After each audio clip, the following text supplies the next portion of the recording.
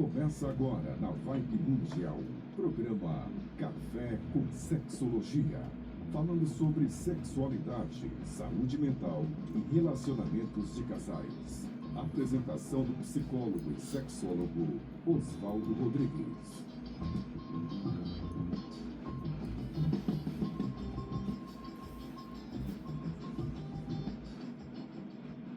Olá pessoas, eu quero dar as boas-vindas a todas as pessoas que estão nos assistindo direto, aqui ao vivo, mas também as outras pessoas que vão assistir, sim, as reprises, tanto no YouTube da Rádio Mundial, do Impassex, ou no Instagram Café com Sexologia.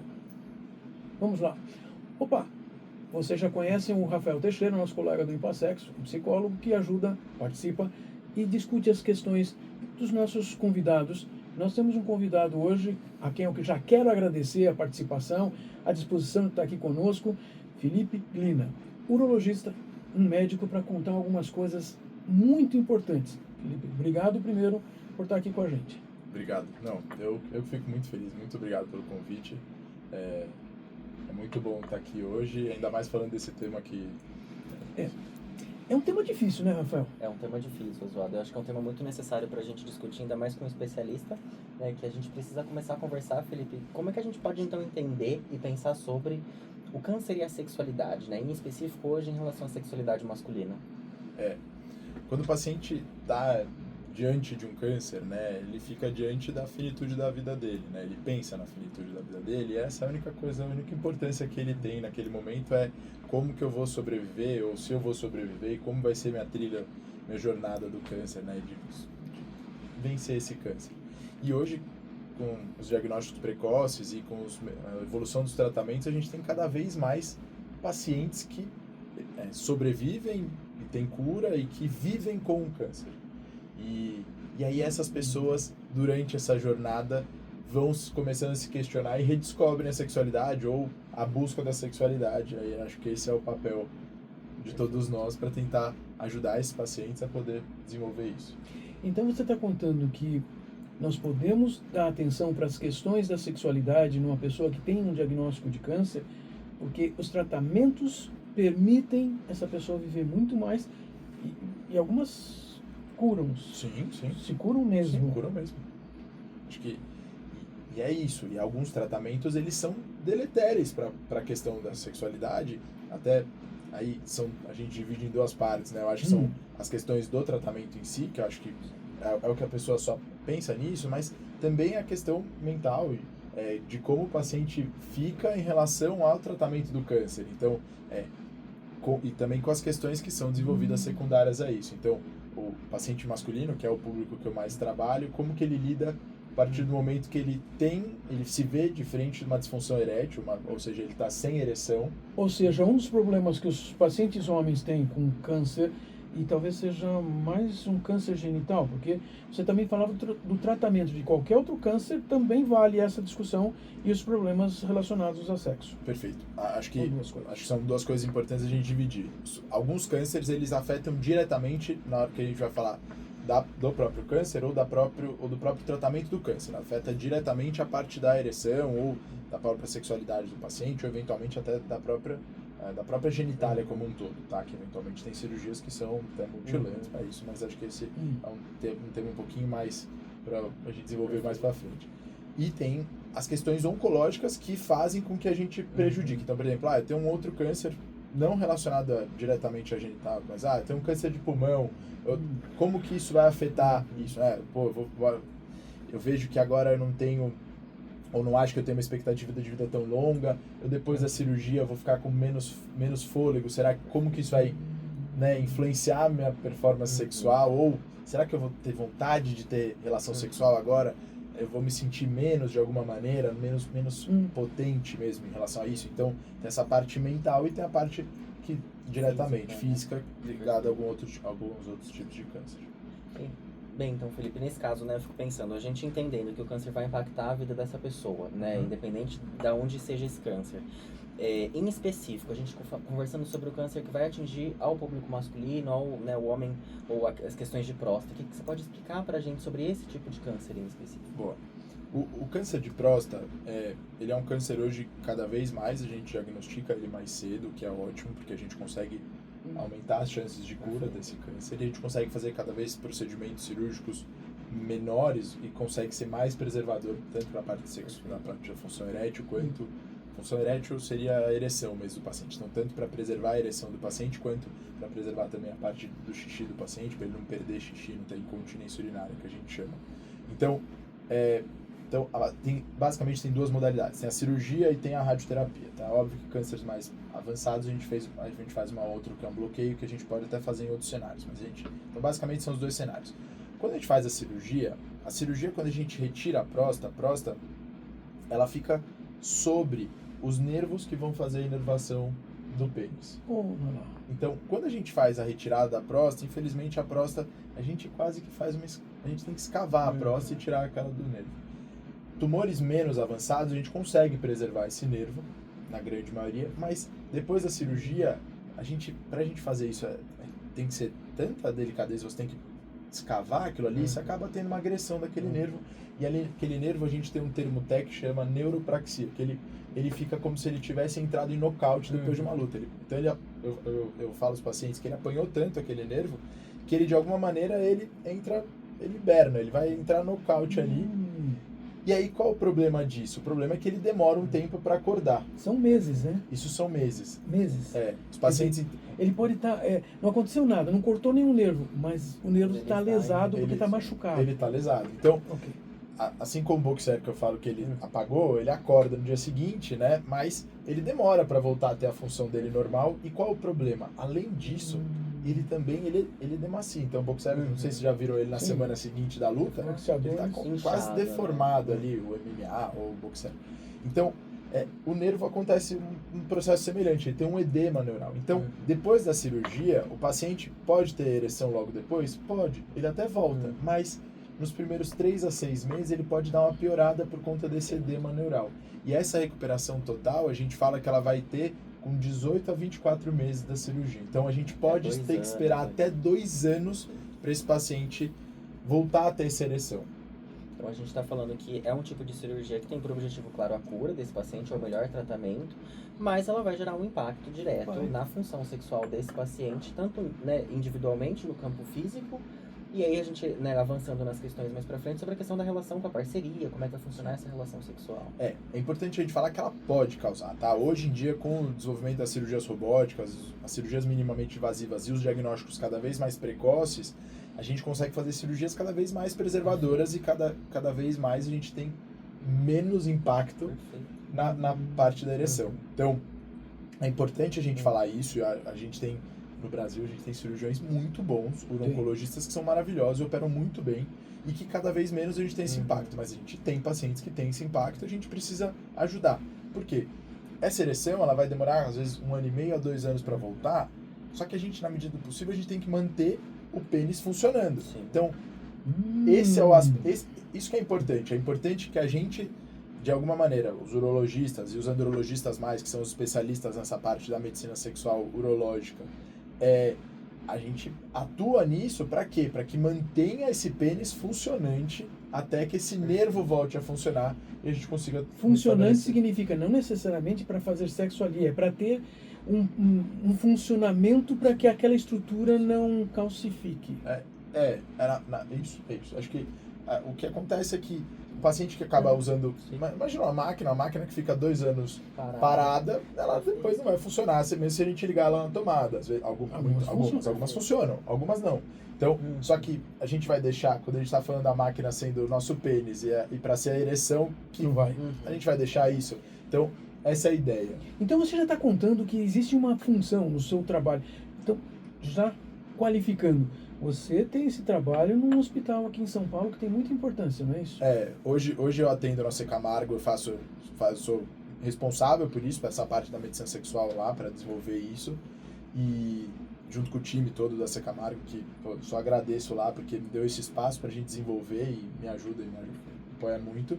Esse é um lugar que a gente faz isso bastante, a gente desenvolve um trabalho para que ajude os pacientes a exatamente isso, para que a gente, com as nossas intervenções, eles voltem cada vez mais precoce a voltar a ter ereção e para que depois, Perfeito. com esses 18 a 24 meses, eles voltem a ter ereções sem necessariamente essas outras coisas que a gente pode Quer oferecer. dizer, mesmo nesse prazo, até voltar a ter ereções naturais, normais, como a gente queira chamar, você está contando que precisa haver um tratamento nesse tempo todo aí, e é isso que você está dizendo que você faz lá. Quando eu falo de 18 a 24 meses, eu tenho alguns pacientes que ficam assim, não, mas doutor, mas eu só vou ter lá? Não, a gente espera até lá, mas tem pacientes que tem antes. Perfeito. Tem pacientes que às vezes com 3, 6 meses, eles É, conseguem, mesmo com esse edema, eles conseguem voltar. Mas tem paciente que só com Sim. 18 meses ou com 24 meses vai voltar. Então, a voltar a ter essas ereções sem medicação, ou às vezes com o auxílio só da medicação via oral. Então, e aí, os pacientes me perguntam muito, mas doutor, tá bom, agora eu tô lá, eu tô diante disso, o que eu posso fazer? Então, eu falo aos pacientes que basicamente a gente tem 3 coisas que a gente pode ajudar a ereção, tá? E eu entendo elas como uma progressão, tá? Então, a primeira delas seria o primeiro degrau da escada, seria as medicações via oral. Seria o Viagra, o De acesso Cialis. mais simples, né? Isso. De acesso mais rápido. E que não só é a questão de acesso, é uma coisa muito mais fácil da gente Sim. fazer, né? De uso E, de cotidiano. uso cotidiano. Hoje em dia é muito difundida Sim. as medicações, apesar de ainda ter um preconceito muito grande. É engraçado, eu vou voltar nas escadas, mas o Viagra, até hoje, tem pessoas que associam o Viagra com problemas cardiológicos. Lá. Até hoje tem paciente que vira pra mim que usa Cialis diário, Mas ou não é. seja, há anos usa Cialis, mas o Viagra- morre de medo de tomar um Viagra. E é a mesma coisa É. para quem tivesse os problemas. Pois é. Eles teriam o mesmo risco tomando um ou outro. A medicação, elas são primas, a medicação, elas são muito parecidas. A questão é mais a disposição e o tempo de duração delas do que realmente o efeito biológico delas. Então, Então, um primeiro momento, até tomar esses medicamentos, porque eu estou entendendo que esses medicamentos ajudam o órgão a manter função, a se organizar, ele ter maior oxigenação, vamos chamar assim. a ideia é exatamente essa. Qual que é a ideia do que eu chamo de reabilitação? Reabilitação. Tá? Eu chamo a reabilitação sexual, reabilitação perina. E eu falo aos pacientes que a ideia é, assim como uma fisioterapia, a gente manter aquele músculo funcionando, Sim. aquela região funcionando e oxigenada, Em que atividade. você usou, em atividade, para que quando o nervo voltar, você voltar a ter ereção. Então, a ideia da medicação é, essas medicações, então, tanto a tadalafila quanto a sildenafila, o que elas ajudam? Elas são facilitadores da ereção. Então, a ideia é que, na medida do possível, a gente facilite essa ereção para que o paciente volte a ter ereção precocemente e que ele consiga restabelecer isso no futuro sem a medicação, idealmente. Mas isso pode demorar. Caso o paciente não tenha resposta mesmo com o uso da medicação, a gente tem o segundo degrau, que é uma droga super antiga, mas as pessoas ainda assim pouco conhecem. Eu acabo tendo que contar para os pacientes como se fosse uma novidade, mas não é. É uma droga que tem desde os anos 80, que são as injeções intracavernosas. Então, que são ótimas terapias para isso, porque elas passam por um bando de vários dos mecanismos fisiológicos, ela faz um bypass nisso tudo, ela pula todas essas etapas e vai direto nele, fazendo com que a pessoa consiga ter ereção. Então, eu conto os pacientes, teve um paciente que eu fui fazer um teste de ereção, então um paciente oncológico que não tinha respondido bem à medicação via oral, e eu fazia um teste de ereção e ele chorava de alegria porque ele viu o pênis dele em ereção e ele já não via ele fazia meses sem ereção. E acho importante explicar, né, Felipe? A gente tá falando de uma injeção que ela é feita direto no pênis, mas ela é uma injeção com aquelas agulhas muito pequenas, Muito né? Né, o pessoal conhece como agulha de insulina, Sim. que muitas pessoas de fato não conhecem e que é uma medicação de uso em casa, aplicada pelo próprio paciente e que de fato pode garantir uma ereção satisfatória, né, para a Sim. relação sexual. Não, e muitos pacientes têm uma baita ereção boa e que eles conseguem duradouro, com uma duração boa, eles conseguem ter. E os pacientes ainda que a gente faz todo um treinamento no AC e mesmo no consultório, a gente faz no HLs, a gente faz um baita treinamento que a gente ensina o paciente e idealmente a gente ainda traz a parceria junto, para a parceria junto aprender e eventualmente a parceria aplicar. Não, as parcerias que aplicam, que os pacientes eles entram dentro da dinâmica sexual, né? putz, é maravilhoso, porque muda, porque eu não o paciente que acaba escondendo, eu vou lá, vou aplicar aquele negócio, tudo fica pior, aquele mistério acaba com todo o romance do relacionamento, não fica um negócio legal, não é um mistério bom ali. Então, eu sempre, na medida do possível, estimulo as parcerias a virem pra gente orientar. Você está contando outra coisa que se torna bastante importante. Óbvio que um dia a gente vai também conversar sobre as mulheres nessas mesmas circunstâncias com câncer. Mas hoje nós estamos falando dos homens com câncer. E você está contando, reputando que a parceria, a outra pessoa envolvida nesse relacionamento sexual afetivo, se ela participar, inclusive nas consultas, para poder aprender como é que podem haver essas reabilitações, quais são esses passos, como fazer, como facilitar, isso vai ser extremamente importante. Afinal de contas, as pessoas querem fazer sexo um casal, pelo menos. E é o que nós vemos muito no consultório, né, Oswaldo? Isso. O quanto a sexualidade ela é um componente do casal, né, da parceria. E a participação dessa pessoa não garante, mas eleva as chances dessa pessoa, né, que está num tratamento se sentir mais confortável, conseguir se comunicar. De alguma maneira, trazer essa vida sexual para o campo do diálogo, né, que é o que muitas vezes a gente precisa que aconteça. Exatamente. Olha. Isso é fundamental. E é exatamente o que eu falo dos pacientes, que é o que eu mais preciso. Eu sempre convido as parcerias para virem junto e para que sintam a vontade de estar lá com a gente, para a gente conversar. E eu acho isso fundamental. Quando eles conseguem trazer, porque às vezes tem barreiras deles, tem barreiras pessoais, barreiras até do próprio relacionamento que eles têm que sobressair para que a gente possa conversar, mas é muito legal quando tem, e a dinâmica muda completamente da consulta e do própria evolução. Você vê que o paciente muda quando vem, é muito legal, eu gosto muito do assunto, então realmente... Parece que quando você fala assim, dá a impressão pra gente que assim, não é só de gostar, porque você percebe o que pode fazer, como fazer, então você tá ali assim, a pessoa precisa, você tá aqui, ó, vamos fazer isso. Tem uma série, tô entendendo? Deve ter uma série de adaptações, organizações, porque essa pessoa, esse paciente precisa disso ou daquilo, mas você está contando que atualmente, mesmo que esse corpo tenha tido uma lesão importante no caso do câncer, no caso do tratamento, da cirurgia, ou o que quer que seja, você já está nos contando que existem várias coisas que podem ser feitas. Então, você que está nos assistindo, vamos começar a pensar numa coisa?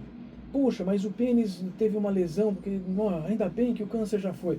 Ótimo, está na hora de pensar na sua vida sexual, porque existe um futuro baseado em satisfação, um futuro baseado em alguma coisa prazerosa, de relacionamento, de troca, uma intersecção maravilhosa. Vale a pena. Bem, Felipe, eu fiquei curioso, né? Qual que é o terceiro degrau de tratamento possível?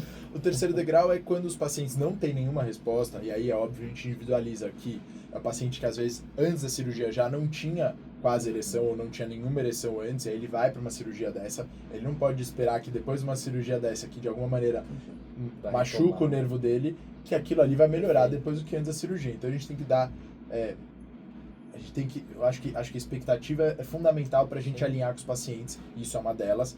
Então, se o paciente já não tinha ereção, é óbvio que a gente eventualmente tenta injeção, para que de alguma maneira tente ver se ele tem isso, mas se ele não tem nenhuma resposta, ou se passa aquele período de 2 anos sem nenhuma resposta às medicações, a gente pode vir para a terceira linha de tratamento, seria o implante de prótese peniana, que seriam dispositivos que a gente coloca dentro do pênis mesmo, que não fica nada aparente, e isso substitui a função da ereção, e o paciente consegue ter as relações sexuais que eles quiserem, da maneira que eles quiserem normalmente. Óbvio que tem algumas coisas que a gente tem os detalhezinhos ajustes, que a gente vai contar, né? ajustes. Mas eu acho que é muito relevante isso, Felipe, porque é aquilo que a gente conversou até antes do programa, né? O câncer até poucos anos atrás era um atestado de morte, de alguma maneira, e hoje você trazendo pra gente essa conversa, que eu acho que já é muito relevante, porque quantos de nós já não passamos em médicos e pessoas que atendem na área da saúde que nunca nos perguntaram a respeito da questão sexual, e o quanto a gente está falando de câncer, que é algo que é muito assustador, e que você traz esperança no sentido de eu posso viver uma vida e uma vida satisfatória sexualmente. Porque normalmente a gente vai entender que eu preciso tratar o câncer e as outras áreas da minha vida não vão receber tanto cuidado. E aí eu entendendo que eu posso ter, de fato, né, um tratamento que vai cuidar disso, eu acho que isso é muito esperançoso, né, Oswaldo? Eu estou gostando do que estou ouvindo aqui, porque isso significa que se algum homem estiver percebendo alguma preocupação com relação a um câncer genital, alguma dificuldade que possa acontecer ou já está acontecendo, vocês estão ouvindo que existem soluções, mas é necessário conversar. Você que está ouvindo, já pensou em conversar com o seu médico? Ou é difícil, muitas vezes, fica envergonhado de perguntar, conversar sobre o funcionamento sexual do seu genital? Porque o Felipe é um daqueles urologistas, um médico a quem você pode perguntar. E essa é uma das coisas importantes, eu tenho que te contar que, assim, nós dois sabemos que existe um certo recorte, um grupo de médicos que assim, se dispõe mesmo a ouvir, mas ouvir qualitativamente, ou seja, podemos conversar? Podemos. Tem solução? Então agora vamos conversar sobre o que podemos fazer. Isso é importante, mas é necessário o paciente perguntar, né? Porque senão... Bom, eu até acho que você deve estar perguntando também para os pacientes lá. Você pergunta ativamente, você vai lá e tipo, olha, como é que está a vida sexual? Para todos. Ele é especial. Ele é especial. Isso que é importante. Obrigado. Não, de não. coração. Assim, essas são coisas importantes, porque se nós profissionais de saúde não perguntarmos, é bem possível que a pessoa que nos procura, bom, não perguntou, é melhor não falar. Acho que não tem importância. Inclusive nessa condição, porque se eu vou para o AC Camargo tratar câncer, eu estou ali preocupado para tratamento de uma coisa que diz respeito à minha vida, ou seja, se ninguém me perguntar sobre a vida sexual, eu vou depender o quê? Eu estou aqui para tratar uma coisa que é para me salvar, então essa outra coisa eu deixo de lado. Então você pergunta. Não, e o que você fala é muito importante, porque eu nunca esqueço de um paciente que eu atendi durante a residência que ele veio com um filho extremamente religioso, veio com a Bíblia debaixo do braço, veio vestido, e o pai, né, acanhado durante a consulta. E aí, na hora que eu fui fazer o exame físico, eu precisava fazer o exame de toque nele, era um paciente que tinha indicação, estava com o PSA aumentado, então eu precisava fazer isso. E aí, na hora de fazer o exame, ele ativamente mandou o filho para fora da sala. Falou, filho, você pode ficar. Eu falei, não, mas pai, pode ir embora. Aí, na hora que trancou a porta, ele virou baixinho, com medo do filho ouvir, ele falou assim, doutor, o senhor é o médico que eu posso falar de sexo? E eu falei, lógico, pode falar. E a consulta mudou, durante o exame a gente conversou, e assim, foi outra, ele conseguiu endereçar os problemas dele. Por acaso, eu mudei a medicação que eu ia dar, porque a medicação poderia interferir. E foi muito legal, porque ele se sentiu também confortável. Eu iria falar sobre isso na hora, mas assim, quando ele tirou, mas foi... É muito importante muito legal, a conversa muito sobre o assunto da sexualidade, mesmo quando nós estamos falando de câncer, ou no tratamento de câncer, ou depois desse tratamento. Oswaldo, a gente tem alguns comentários muito bons da Carla aqui no Instagram, que eu acho que resume isso que a gente tem conversado, né? Que é o quanto a gente precisa acreditar no tratamento e na cura, né? E o quanto o Felipe traz esperança quando ele dialoga isso com a gente aqui, e que a medicina humanizada é outra coisa, né? A gente tem uma medicina que consegue humanizar e acolher as questões de sexualidade com cuidado, com respeito. Eu acho que é disso que nós estamos falando hoje, e viemos aqui falar sobre câncer e sexualidade, e eu pensava, caramba, nós vamos falar de uma coisa que é pesada, difícil, mas vocês ouviram o Felipe Glina, que é lá do AC Camargo, do Instituto HLs, falar de um assunto que, assim, olha, é difícil, mas nós temos como lidar com isso para melhorar a qualidade de vida e melhorar a satisfação. Você quer dar as suas últimas palavras, fazer um fechamento do que você trouxe para nós aqui ouvir? Na verdade, obrigado, agradeço demais o espaço. Eu gosto muito do assunto, eu gosto de falar, porque eu acho que realmente, eu falo exatamente isso, eu falo que a gente consegue falar disso sem ser tabu e sem ser uma coisa pesada. Não tem idade para você ter desejo de desenvolver sua sexualidade, você voltar a ter ereção, você voltar a ter suas relações sexuais. Eu tenho muito paciente que fala, mas eu já passei dos 80, mas eu passei dos 70. Eu tenho paciente com 90 anos que está tendo relação sexual toda semana. Então, acho que não é questão de idade, acho que a questão é você saber que você pode isso e tem espaços para isso. Lá a gente faz o consultório, tem outros profissionais muito bons que fazem também. Então, a gente está de portas abertas para todo mundo que precisar, mas a ideia é para ser algo leve. Eu entendo que tratamento oncológico já é muito desafiador, então a gente poder ajudar isso e você entender que você pode viver com câncer, ou sobreviver ao câncer, ou curar do câncer, e que todas essas opções você pode sim ter a sexualidade. A gente, inclusive em pacientes paliativos, eventualmente a gente desenvolve a sexualidade deles, ou seja, pacientes que não têm uma perspectiva de cura. Mas tem uma perspectiva de que enquanto está vivo, viver bem. De viver bem. Perspectiva de vida, isso. Né? E a sexualidade é isso, é você viver e não necessariamente só sobreviver. Você conseguir ter qualidade de vida com a sua família, com a parceria. Muito bom. Rafael? Bem, queria muito agradecer ao Felipe, né? Acho que é muito bom a gente poder conversar sobre isso. Eu vou testar a Carla novamente. Ela colocou aqui, né? É sobre a gente falar de vida e não de morte, né? Então, o quanto é sobre a gente abrir oportunidades de diálogo, de compreensão, de acolher a sexualidade de uma maneira que, olha, é possível, temos maneiras, vamos conversar sobre, né? E é muito bom a gente conseguir contar com médicos que cuidam da sexualidade dessa maneira. Muito obrigado, é excelente. Vocês ouviram mais um assunto importante com um convidado importante aqui conosco. E vocês sabem, todo domingo, 20h30, aqui pela Vibe Mundial, depois pelo YouTube ou no nosso Instagram. Você pode ouvir esses programas e sempre estar discutindo coisas. Semana que vem tem mais, é carnaval, mas nós temos uma convidada que vai conversar sobre alguns assuntos interessantes aqui. E todos os domingos nós temos assuntos bons para que a sua qualidade de vida, a sua sexualidade seja melhorada. Nos vemos domingo. Até mais. Tchau.